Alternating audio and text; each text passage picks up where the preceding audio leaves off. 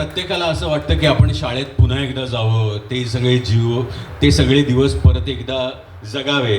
आणि अशी संधी एकदा रियुनियनमध्ये येते किंवा ती सध्या काय करते हे बघायला जावं म्हणून येते. पण आमच्या दृष्टीने मला आता कलाकार म्हणून इतकं छान वाटतंय की पुन्हा एकदा आम्हाला हेमंत ढोमे आणि क्षितीमुळे पुन्हा शाळेत यायला मिळालं आणि ही सगळी मजा करता आली. अभिनय का होईना, अहो त्याच्यामध्ये काहीतरी खरेपणा असतोच ना, म्हणजे तो जगल्यासारखं वाटतं. आणि ती संधी आम्हाला क्षिती आणि हेमंतनी दिली आणि क्रांतिज्योती विद्यालय साकार झाला. नागावच्या शाळेचे खरं आपण जितके आभार मानावे तितके थोडे आहेत. कारण ह्या शाळेमध्ये काहीतरी असं आहे की जिथं पुन्हा पुन्हा यावंसं वाटतं आणि तीच खरं तर शाळेची महती आहे.